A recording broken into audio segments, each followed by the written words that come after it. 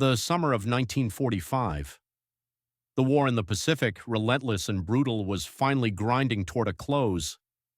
But before the final desperate act, one powerful American cruiser, the USS Indianapolis, was given a mission so unique, so secret, that it carried the weight of the entire world. A mission to deliver the final weapon that would, for better or worse, end the global conflict. The Indianapolis, designated CA-35, was a proud heavy cruiser, a fast ship, and the flagship of Admiral Raymond Spruance's Fifth Fleet. She had seen the Pacific War from the very beginning, earning 10 battle stars. Her crew, nearly 1,200 men, felt they were veterans sailing toward the finish line, eager for peace. Their captain, Charles B. McVay III, came from a distinguished naval family.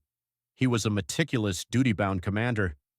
But in late July, McVay was handed a top-secret order, a two-sentence directive that eclipsed all his previous combat experience. The Indy was tasked with transporting the components for Little Boy, the uranium bomb destined for Hiroshima. The payload was sealed in airtight canisters and crates, treated with a reverence the crew didn't understand. The secrecy surrounding this cargo was absolute. Captain McVay was only informed he was carrying highly classified material. This secrecy, intended to save the world, would ultimately condemn his crew.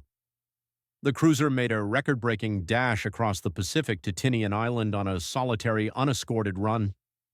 McVay delivered the cargo, the heaviest weight of history ever carried by a single vessel, and the bomb components were swiftly unloaded. Mission accomplished. The crew could breathe, but the danger was not over. As the Indy set a course for Leyte Gulf in the Philippines to rejoin the fleet, a series of catastrophic bureaucratic failures began.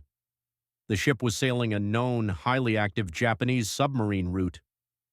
The Navy's own intelligence center had intercepted a message detailing a Japanese submarine, the I-58, operating directly on the Indy's path. Crucially, that intelligence was never passed on to Captain McVay. It was a failure of assumption across three separate commands, each assuming the other had taken responsibility for the notification. Furthermore, the requested anti-submarine escort for this final leg was dismissed, with Naval Command believing the route was clear, and the most damning detail, the ship's arrival in Leyte was not properly logged. When the Indianapolis failed to appear at the rendezvous, no one reported her missing. The vessel, with 1,195 men aboard, was sailing alone, unprotected, and completely unmonitored.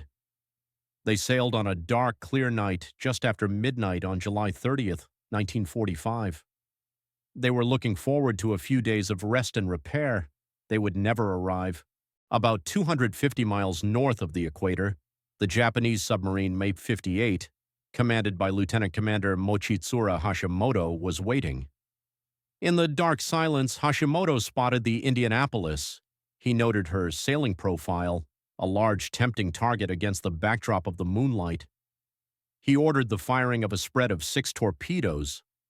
At 12:14 a.m., 2 found their mark. The impact was immediate and total. The first torpedo ripped into the bow, instantly killing dozens and detonating the forward fuel tank. The second struck midship, tearing through the mess hall, the crew quarters, and rupturing the fuel and powder magazines. It was like the world cracked open, recalled Seaman First Class L.D. Cox. A wall of fire and steam, then the ship just groaned. The damage was catastrophic. The ship was split in two and flooding rapidly. Captain McVay, though injured, managed to reach the bridge and gave the order to abandon ship. The Indianapolis plunged beneath the waves in just 12 minutes. Nearly 300 men were trapped below deck, lost instantly. The remaining 900 men were thrown into the black water. In those chaotic 12 minutes, the radio team managed to send a fragmented distress signal, but the crucial moment was lost. The 3 receiving stations, one in Leyte, one in Tinian, and one on Samar, each heard the signal. But bureaucratic complacency was lethal. One operator thought it might be a Japanese trick.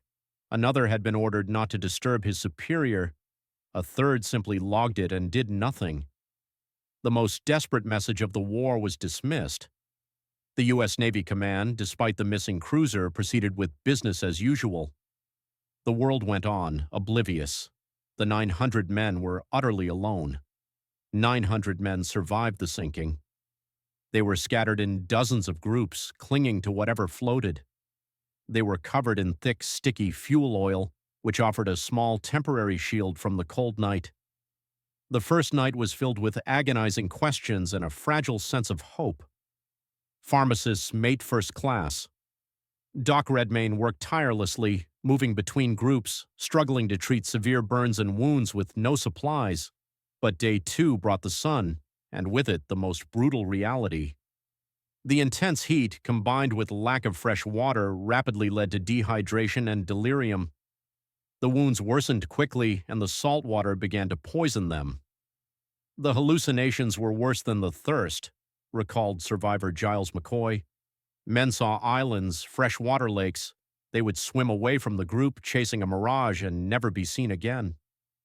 And then the sharks came. The area became a massive feeding ground. The crew was surrounded by the most notorious predators on Earth. It was not a few isolated attacks. It was persistent, terrifying. Survivors could only watch as their shipmates were silently dragged beneath the surface. The psychological toll of knowing something was choosing its next victim just feet away was often worse than the physical suffering. Amidst the carnage, certain men rose to become shepherds of the sea. Father Thomas Conway, the ship's chaplain, swam between groups, using his last strength to administer comfort and last rites. He didn't save their bodies, one man said, but he saved their souls.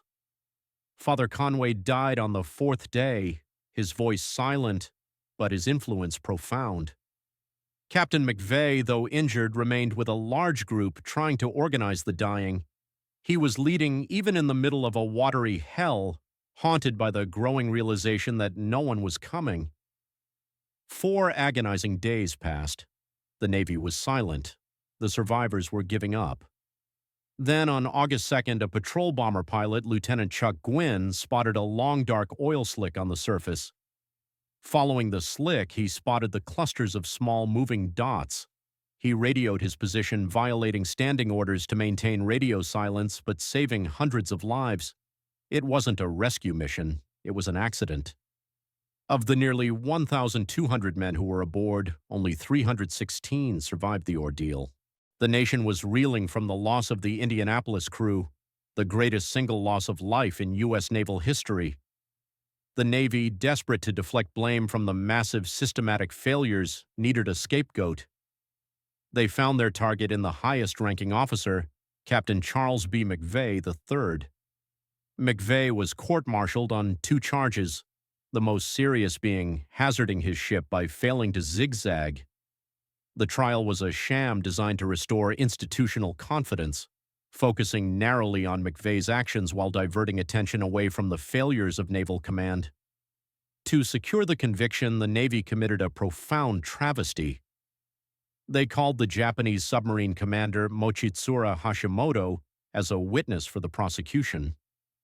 This was the only time in U.S. Navy history that the enemy captain was called to testify against an American officer. Hashimoto confirmed, under oath, that the zigzagging maneuver would have made no difference. The Indianapolis was an easy target, and he would have sunk her anyway. Despite this extraordinary testimony, McVay was convicted. The verdict was secured. The message was clear.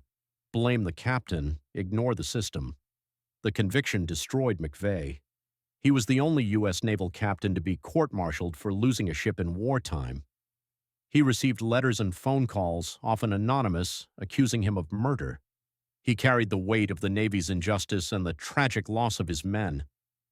Captain Charles B. McVay III committed suicide in 1968, forever haunted by the shadow of the court-martial.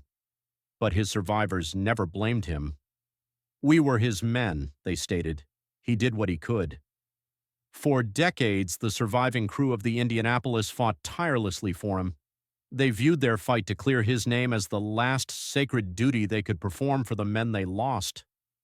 It took survivors and their families 55 years, but in 2000, Captain McVay's name was finally cleared by a congressional resolution, thanks to the tireless effort of his men. The asterisk on his service record was finally removed. The final chapter closed in 2017 with the discovery of the USS Indianapolis wreck, lying 18,000 feet below the surface. A tomb, a monument, and the final resting place of a history-changing crew. The mission was a success.